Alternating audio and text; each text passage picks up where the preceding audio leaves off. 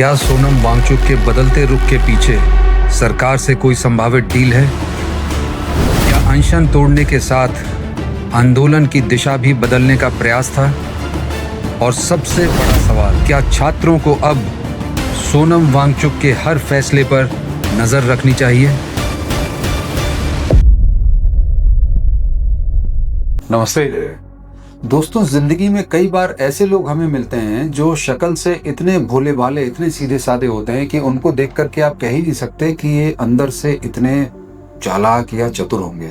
और कोई भी आदमी, कोई भी व्यक्ति होगा, उन पे आराम से विश्वास कर जाता है, उनकी बातों को मान लेता है और वो जो भी कहते हैं उसके भाव में बह जाता है। ऐसी ही एक मशहूर और बहुत ही इम्पोर्टेंट आज के दौर में जो शख्सियत हो गए हैं वो हैं श्रीमान सोनम वांगचुक साहब।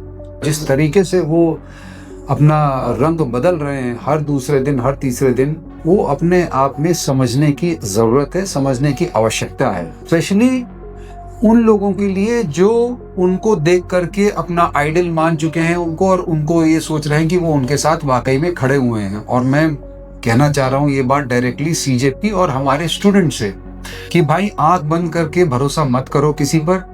आप पहले एक आदमी को समझ लो कि उसकी असल में वो क्या चाहता है, उसकी हकीकत क्या है, उसके दिल में क्या छुपा है। कुछ ऐसी बातें हैं जो हम हाईलाइट करना चाहते हैं और आप दर्शक के तौर पे अपना मन बना सकते। तो सबसे पहले तो भाई मैं ये कहना चाहूंगा कि जिस तरह आजकल की मीडिया को हम गोदी मीडिया या गिरवी मीडिया कहते हैं, जो हमने उनके लिए नाम नया सोचा है, उसी प्रकार से हम सोनम वांगचुक साहब के लिए हाथ जोड़ करके विनती के साथ और बिना किसी दुर्भाव के साथ उनको अभी एक नाम देना चाहेंगे। जिस तरह की वो हरकतें कर रहे हैं, जिस तरह से वो पलटी मार रहे हैं, उसके लिए उनका अगर नाम हम स्वांगचुक, सोनम वांगचुक की जगह ना रख दें तो ये गलत नहीं होगा।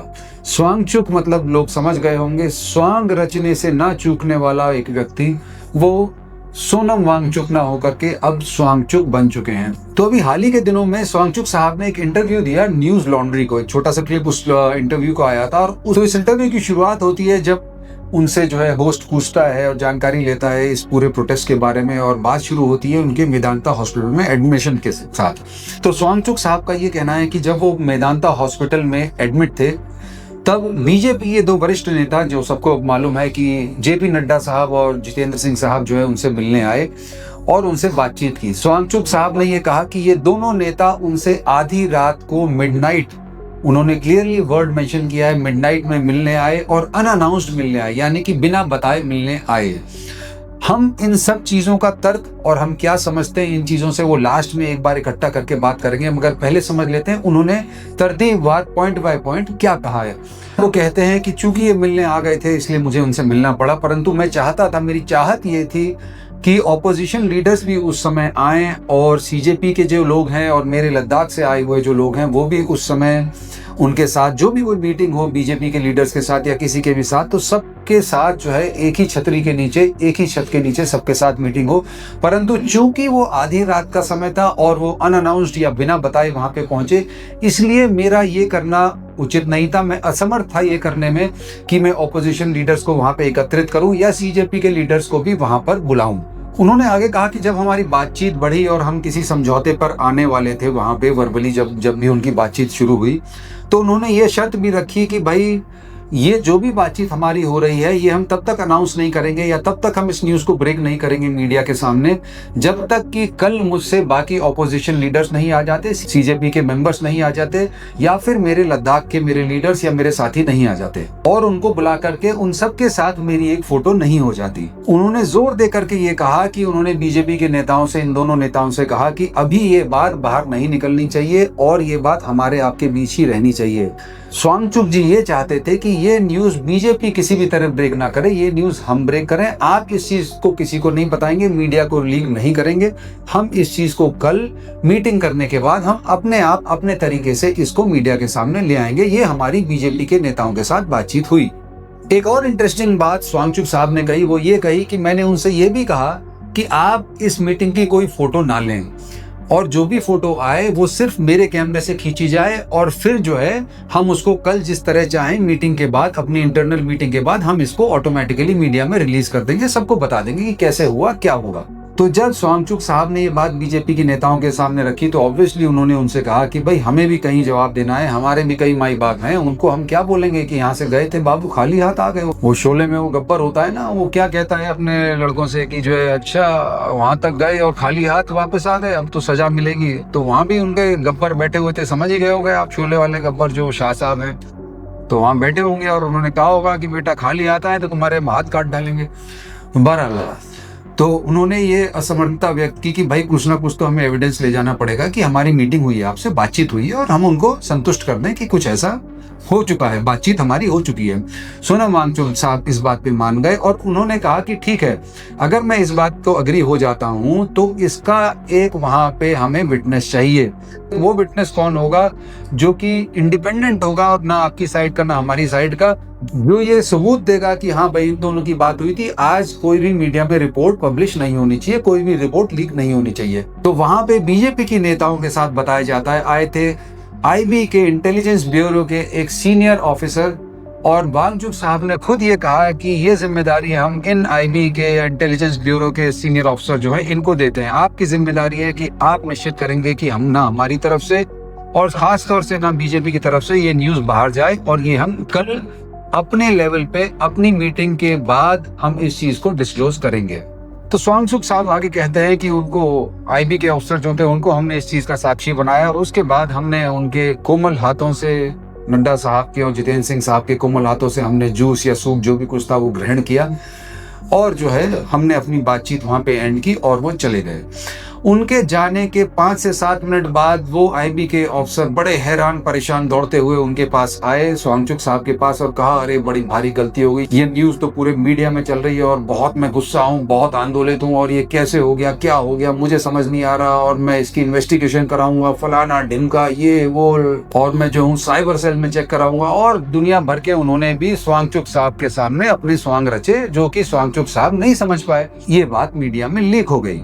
अब आते हैं कि इसमें अगर आप इस पूरी बात में अगर तर्कपूर्ण अगर आप देखें तो समझेंगे कि कितना बड़ा स्वांग ये स्वांगचुक साहब रच रहे हैं। मैं कहना नहीं चाहता इनके बारे में, इनको हम सब लोग क्या समझते थे, कितना बढ़िया आदमी समझते थे, सही आदमी समझते थे, और ये कह रहे हैं पहली चीज से इनके देखिए, ये जो इन्होंने कहा कि वो रात में आ गए at the stroke of midnight, वो जब जवाहरलाल साहब नेहरू साहब का वो वाला आपको भाषण याद आ गया होगा, तो यहाँ पे स्वांगचुक साहब कहते हैं at the stroke of midnight, रात में बिना बताए अनअनाउंस्ड ये लोग आ गए। अरे भैया तुम पेशेंट हो, पहली बात तो वो विजिटिंग आवर्स में नहीं आए, आप मना कर सकते थे। चलिए जेपी नड्डा साहब जो है बहुत बड़े आदमी हैं, जितेंद्र सिंह साहब बहुत बड़े आदमी हैं, आप एज अ पेशेंट, आप एज अ पर्सन वो अथॉरिटी रखते हैं कि आप किससे मिले किससे नहीं मिले, आप रिफ्यूज कर सकते थे। आप उनको बोल सकते थे कि भाई ये मैं अभी इस टाइम नहीं मिल सकता, मैं पेशेंट हूँ, मेरी तबीयत नहीं ठीक है, मैं अभी रिकवर नहीं कर पाया हूँ, मैं रिकवर हो रहा हूँ, उस पोजिशन में नहीं हूँ कि आपसे बात कर सकूँ। आप जबरदस्ती थोड़ा ना कोई आपके मुंह में बात घुसेड़ देगा और आपको कहेगा कि नहीं भैया ले तू बात बोल वरना तेरे को ऐसी तैसी, मतलब क्या बताना चाह रहे हैं स्वांगचुक साहब। फिर आप बोलते हैं कि वो आए जब तो हमें बात करनी पड़ी, मगर मैंने उनको समझाया कि मैं ऑपोजिशन लीडर्स या, अरे भैया जब आपको इतनी ही चिंता थी, इतना ही सब कुछ था, तो क्या आपने एक कॉल भी की सीजेपी के लोगों को? कोई भी आपका फोन नहीं उठाता? मतलब क्या आपने ऑपोजिशन के किसी भी लीडर को उस समय वहां हॉस्पिटल से बात की, फोन किया कि भाई मेरी इनके साथ मीटिंग हो रही है, मैं ऐसे ऐसे डिस्कशन चल रहा है और ये निर्णय लेने पे हम लोग राजी हुए हैं? कुछ आपने बताया, कुछ किया? नहीं, आपने कुछ किया ही नहीं। आप तो गुपचुप तरीके से उनके साथ वहां पे बातचीत करने लगे, क्योंकि आप उनके साथ मिले जुले थे, आपके कुछ वहां पे बातचीत आगे बढ़ चुकी थी कुछ और चीजों को लेकर के, इसलिए आपने ना सीजेपी को इन्फॉर्म किया और ना ही किसी ऑपोजिशन लीडर को इन्फॉर्म किया। और आपका ये कहना कि मैं चाहता था कि वो लोग आए और जो है अगले दिन हम फोटो करवाएं और फलाना और ढिमकाना, ये सब सफेद झूठ है, सब समझ रहे हैं स्वांगचुक साहब, पूरी दुनिया समझ रही है, और मैं उम्मीद करता हूँ ये बच्चे भी समझे जो स्टूडेंट्स हैं जो प्रोटेस्ट कर रहे हैं। तो ये हमें स्वांग मत रचा के दिखाइए। और मतलब आप उन पे भरोसा कर रहे हैं, मतलब किस तरह का भरोसा? वो आपको अपने कोमल हाथों से जूस पी रहे हैं तो आप मत तोड़ देना फास्ट अपना, आप अगले दिन रुक जाते। 12 बजने में अगर वो रात के 12 बजे के बाद आए या मिडनाइट के बाद आए जैसा आप खुद कह रहे हैं, तो कुछ ही घंटे तो बाकी थे, कुछ घंटे रुकने में आपको क्या अर्थ था? मतलब क्यों नहीं रुक पाए आप? ऐसा कौन सी आपको प्रेशर था आपके ऊपर, ऐसी कौन सी बात थी कि आप कुछ घंटे नहीं रुक पाए? अगले दिन सुबह का भोर का जो है आप इंतजार नहीं कर पाए और आपने उनके कोमल हाथों से जूस ग्रहण कर लिया।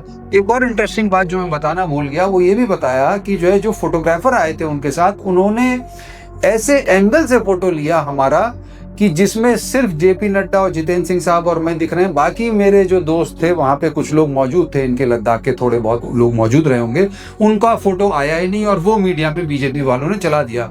अरे भैया, तो आपने फोटो क्यों खिंचाया? आपने जूस क्यों पिया? आपको इतनी प्यास लगी थी? मैं फिर से ये कह रहा हूं, मैं ये चीज नहीं कहना चाहता कि आपको अपना फास्ट कंटिन्यू रखना चाहिए था। मैंने अपने पिछले वीडियो में भी कहा है, और हम जैसे लोग या मैं या कोई भी अन्य व्यक्ति ये नहीं होता, ये कहने का अधिकार नहीं रखता कि आपने अपना फास्ट क्यों तोड़ा। आपने फास्ट तोड़ा, आपकी हेल्थ डिटीरियोरेट हो रही थी, आपने तोड़ा, बिल्कुल सही, कोई बात नहीं। मगर आपने अनशन क्यों तोड़ा? आपने बिना सीजेपी के, बिना ऑपोजिशन मेंबर्स के, ऑपोजिशन को भी छोड़िए, आपने बिना सीजेपी के, बिना स्टूडेंट्स की आवाज के अपना अनशन क्यों तोड़ा? उन लोगों के सामने जिनसे आप लड़ रहे थे, आप उनके सामने क्यों झुक गए? आपने ये सीजेपी के और स्टूडेंट्स की पीठ में छुरा क्यों घोंपा? इस बात का जवाब आपको देना होगा। आप ये जो स्वांग रच रच के दिखा रहे हैं, ये इसका पर्दाफाश होगा। और फिर आप दुहाई देते हैं कि ऐसे एंगल से और वैसे। आप मना कर देते ना फोटो के लिए, आप क्यों नहीं मना कर पाए? आपको जबरदस्ती किसी ने कर दिया था? आपके मुंह में बातें किसी ने घुसेड़ दी? आपके मुंह में जूस किसी ने घुसेड़ दिया? आपके ऊपर कैमरा जबरदस्ती किसी ने लगा? सब आपके साथ जबरदस्ती हो रही थी, हो मतलब वहां पे हॉस्पिटल में, और आप कुछ भी नहीं कर पा रहे थे, चिल्ला भी नहीं पा रहे थे कि मेरे साथ जो है जबरदस्ती हो रही है, अरे मुझे कोई आकर के बचा लो। अरे भैया, इतना मत करिए, मतलब लोगों को इतना बेवकूफ मत समझिए स्वांगचुक साहब। और सबसे मजेदार बात देखिए, आप किसको विटनेस बना रहे हैं, आप किसको साक्षी बना रहे हैं अपनी इस पूरी बात में? मतलब एक आईबी के सीनियर अफसर, अरे भैया वो आईबी का अफसर तनख्वाह वहीं से ले रहा है, उसी सरकार से तनख्वाह ले रहा है, वो उनके लिए काम कर रहे हैं, वो उनके साथ आए थे आपसे मिलने के लिए। आपने कैसे मतलब उन पे विश्वास कर लिया?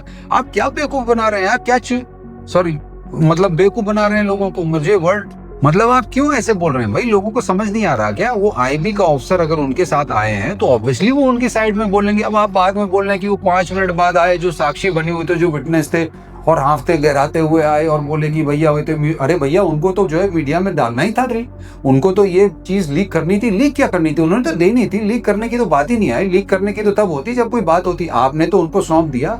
आपने खुद ये कहा कि मैं चाहता था कि मेरे कैमरे से या मेरे फोन से फोटोग्राफ हो, तो आप मत एग्री करते ना फोटोग्राफ के लिए। ना फोटोग्राफ होता, ना बाहर न्यूज जाती। आपने जूस पिया, आपने बातचीत की, आपने फोटो खिंचवाया, सब कुछ खिंचवाया, और अब सारा आरोप जो अब आपके ऊपर आना चाहिए वो आप दूसरे के ऊपर मर देना चाहते हैं कि अरे उन्होंने मेरे साथ बहुत बड़ा धोखा कर दिया, अरे उन्होंने मेरे साथ विश्वासघात कर दिया, मेरी पीठ में छुरा भोंक दिया। अरे क्यों इतना ड्रामा कर रहे हैं वांगचुक साहब? आप हमें सीधे सीधे ये बताइए, लेह लद्दाख में जब आप एजिटेशन कर रहे थे, वहां पे जो प्रोटेस्ट था, जो काबू के बाहर चला गया था और जिसमें 4 लोगों की मृत्यु हो गई थी फायरिंग में, उनमें से एक एक्स सर्विसमैन भी था। आप आज तक उन लोगों के लिए क्या करवा पाए? आप इस बात का जवाब दीजिए। क्या आप उनके परिवारों में से किसी को नौकरी दिलवा पाए? क्या वहां की जो हिल काउंसिल है उसने 1-1 करोड़ रुपए का कॉम्पनसेशन मांगा था, वो आज तक दिलवा पाए उन लोगों को? आप ये तब तो करवा नहीं पाए उससे सरकार से जब आपने बातचीत की। और आप यहाँ जो स्टूडेंट्स का जो है जम्पा लेकर के बैठे हुए उनको बेवकूफ बना रहे हैं। मतलब आप ये कहना चाह रहे हैं कि आप इतने नाइव थे इनसे डील करने में कि मतलब आपको समझ ही नहीं आ रहा है किस तरह से इन्होंने अपने चक्रव्यूह में और इनकी बातों के जंजाल में आपको फंसा लिया। और सबसे बड़ी बात जो आपकी थी, आपकी जो सबसे गलत बात ये थी कि आपने जो इन लोगों से बात की, और ये बात मैं अपने पिछले वीडियो में भी कह चुका हूँ, आज फिर कह रहा हूँ कि आपकी जो टर्म्स थी उसमें क्यों नहीं ये टर्म थी कि धर्मेंद्र प्रधान का जब तक इस्तीफा नहीं होगा मैं अपना फास्ट या मैं अपना अनशन नहीं खत्म करूंगा। आपकी जो टर्म्स निर्धारित हुई थी इन बीजेपी लीडर्स के साथ, उनमें ये शर्त क्यों नहीं थी? आखिरकार ये बच्चे लड़ किस चीज के लिए रहे थे? ये लड़ ही इस चीज के लिए रहे थे कि धर्मेंद्र प्रधान का इस्तीफा होगा। ये जो भी एजिटेशन या प्रोटेस्ट समाप्त हुआ, ये किस बात पे समाप्त हुआ? जब धर्मेंद्र प्रधान जी का इस्तीफा हुआ, उस बात पे समाप्त हुआ। तो आपने अपना अनशन कैसे समाप्त कर दिया बिना धर्मेंद्र प्रधान के इस्तीफा हुए? आप इस बात का जवाब क्यों नहीं दे पाए आज तक? देखिए, लास्ट में मैं यही कहना चाहता हूँ कि बड़ी इज्जत थी हमारे मन में आपके प्रति। हम लोग आपको बहुत अच्छी नजरों से देखते थे, बहुत अच्छा वो चीज मानते थे कि लद्दाख का एक आदमी, बताइए इतने दूर दराज का आदमी जो है वो आकर के नेशनल लेवल पे अपना नाम रोशन कर रहा है। अपना ही नहीं, अपने इलाके का नहीं, देश के लिए भी कुछ कर रहा है। इंटरनेशनली भी आपने कुछ काम किया हो। मगर ये जो चीजें आपने करनी शुरू कर दी है ना, आपका जो पर्दाफाश हो रहा है ना, इससे आप नहीं बच पाएंगे स्वांगचुक साहब। ये बहुत गलत कर रहे हैं। और आप ये कर किसके साथ रहे हैं? आप ये कर रहे हैं आने वाली जनरेशन के साथ। उनको बेवकूफ मत बनाइए। ऐसा ना हो कि आप भी अन्ना हजारे साहब की तरह नजर आएं और कहीं फिर कई सालों बाद सिर्फ बिस्तर तोड़ते नजर आए। वैसे बिस्तर तोड़ते तो आप नहीं नजर आएंगे, आई एम श्योर, क्योंकि आपकी कुछ ना कुछ तो डील हुई होगी। बताइए ना, क्या डील हुई है, कौन सी डील हुई है? क्या मैडम गीतांजलि यामू को राज्यसभा की सीट ऑफर हुई है, या क्या ये ऑफर दिया गया है कि जब भी लद्दाख को स्टेटहुड मिलेगा तो सीएम की कुर्सी आपकी सेवा में रख दी जाएगी? क्या ऐसा कुछ हुआ है? लास्टली मैं सिर्फ ये कहना चाहता हूँ, एक कथन मेरे मन में आ गया है जो अंग्रेजी में है, जिसे अक्सर हम याद किया करते हैं। वो ये कहता है that you can fool some people all the times, all the people sometimes, but not all the people all the times। यानी कि आप कुछ लोगों को हमेशा बेवकूफ बना सकते हैं, सब लोगों को कभी कभी बेवकूफ भी बना सकते हैं, मगर सब लोगों को सब समय हर वक्त बेवकूफ नहीं बना सकते। और जेंजी बेवकूफ नहीं बनने वाली, ये आपका जो भोलापन है उसमें नहीं आने वाली और आपके चेहरे से नकाब उतारने वाली है। नमस्ते, जय हिंद।